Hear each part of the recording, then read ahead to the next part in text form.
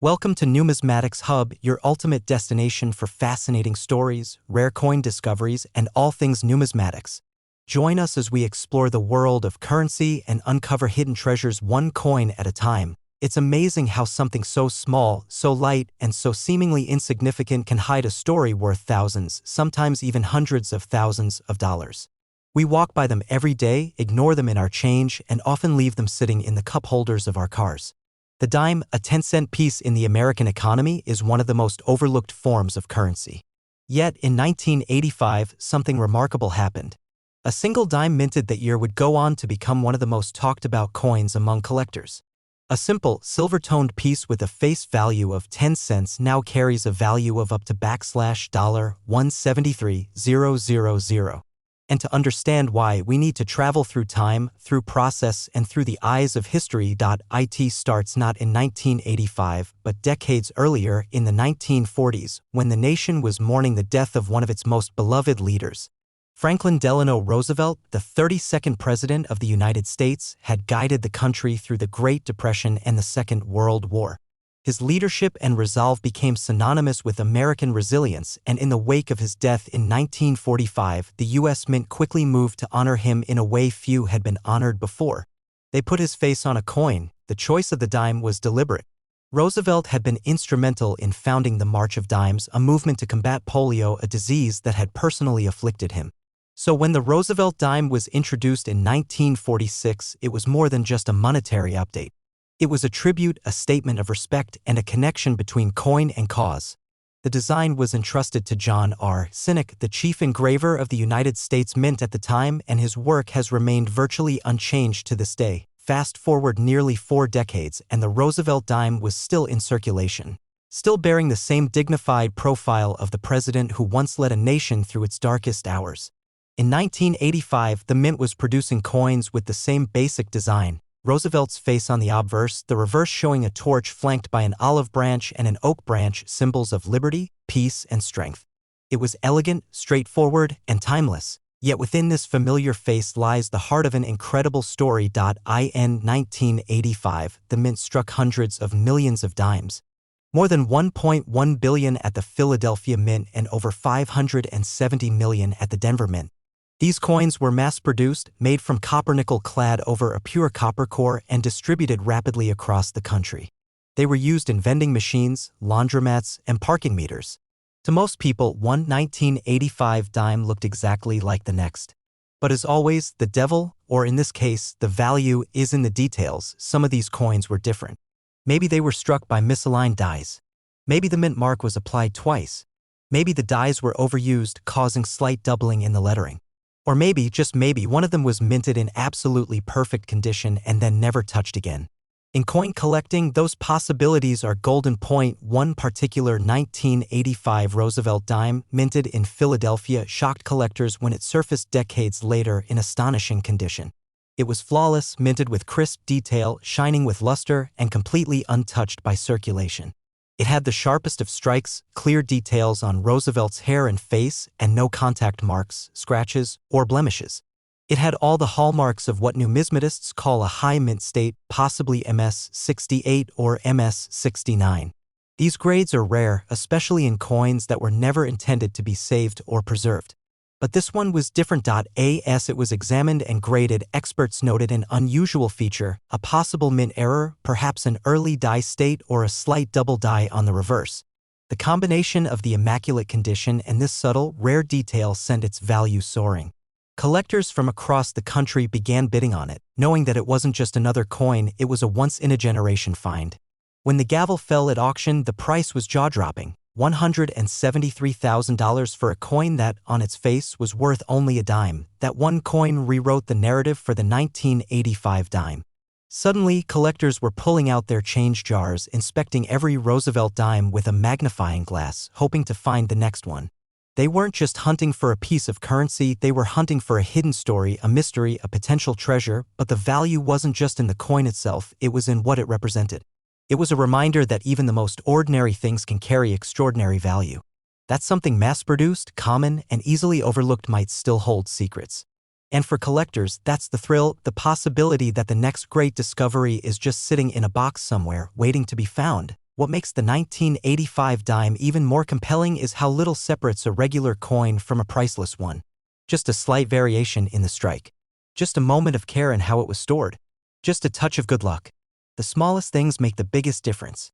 And it's in this margin of error, in these narrow windows of perfection, that the stories worth telling begin. Every collector dreams of stumbling upon something remarkable. It doesn't matter how long they've been in the game or how many coins they've flipped through. That moment when you spot a coin that doesn't look quite like the others, your heart skips a beat. Your fingers pause. You hold your breath. And you begin to wonder, is this it? The discovery of the 1985 dime that fetched $173,000 didn't happen in a museum or a collector's vault. Like many legendary finds, it came from somewhere unexpected, a flea market, a private sale, perhaps even someone's dusty kitchen drawer. That's the beauty of numismatics. History doesn't always come wrapped in velvet. Sometimes it arrives in a sandwich bag, but to truly understand the magic of this 1985 dime, we need to go deeper, not just into its condition or its rarity, but into the world that created it. America in the mid-1980s was a country in transition. The Cold War was still a defining presence, but there was also a sense of cultural evolution. Technology was booming. Personal computers were beginning to appear in homes. Music was evolving from analog to digital. And amid all this change, the coinage stayed remarkably consistent. It's this very consistency that makes anomalies so valuable. When billions of identical coins are produced, any deviation becomes a beacon. Imagine walking into a field of identical daisies and spotting one with golden petals. That's what a rare mint error or a high-grade specimen is to a coin collector. It's the one that breaks the pattern. In the case of the 1985 Roosevelt dime, the pattern was well established. A dime measured 17.91 millimeters in diameter and weighed 2.27 grams. It was composed of an inner copper core and outer layers of 75% copper and 25% nickel. The outer layer gave the coin its silvery appearance. Most were struck cleanly, efficiently, and shipped out quickly. But every now and then, the dies used to stamp the coins would start to wear out. Or maybe a planchet, the blank metal disc, would be just slightly off. And that's where things got interesting. Errors come in many forms, and for seasoned collectors, they are like coded messages from the mint itself. A double die means the coin was struck twice, causing a ghostly echo effect on the lettering or imagery.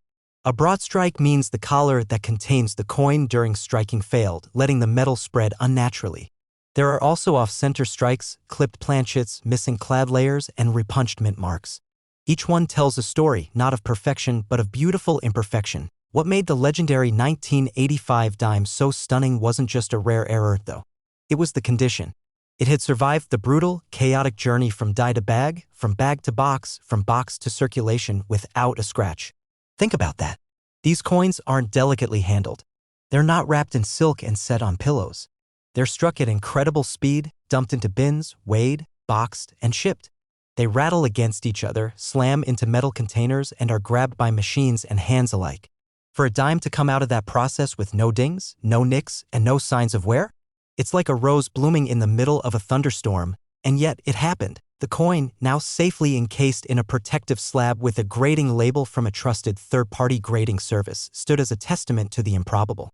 Its surfaces gleamed. Every letter was crisp. Every contour of Roosevelt's face, from the subtle arch of his brow to the curve of his lips, was perfectly struck. The torch on the reverse glowed with symbolism. The olive branch and the oak were sharp and proud. The luster and effect of the way light reflects off a freshly struck coin was so pronounced it seemed alive. When it was brought to auction, there was already buzz. Collectors talked. Dealers whispered. Photos were passed around and the anticipation grew. No one quite knew where the final price would land, but everyone knew it wouldn't be cheap. Coins like this didn't come around often. When the bidding began, it started with confidence. But as the numbers rose, gasps echoed in the room. And when the auctioneer called out that final figure $173,000, you could feel the air thicken with disbelief. A coin. A dime. 10 cents multiplied into a fortune. But it wasn't just metal that was sold that day. It was rarity. It was condition. It was the story, every collector's dream of finding something so unusual, so flawless, that it defied logic. And of course, after such a discovery, the hunt began anew. Across the country, people began digging through old jars. Coin dealers reported an uptick in customers asking specifically for 1985 dimes. eBay listings multiplied. Search engines lit up with queries like 1985 dime value and rare 1985 Roosevelt dime error. Suddenly, this unassuming coin had a spotlight all its own, but here's the secret, the next one might still be out there. If one dime could survive the chaos of mass production and emerge in mint condition, it's possible others did too. Maybe they were slipped into a bankroll and never opened. Maybe they were part of a coin jar in someone's attic untouched for decades. Maybe they're hiding in a forgotten pocket of an old wallet just waiting for someone to notice, and it's not just about finding one that's worth 6 figures. There are other variations too, lesser-known errors, lower mint state grades, but still highly collectible. A coin graded MS-65 or MS-66 might fetch hundreds or thousands. An unusual error could be worth even more. Every time someone takes a closer look at a 1985 dime, there's a chance, however slim, that they're holding a story like no other.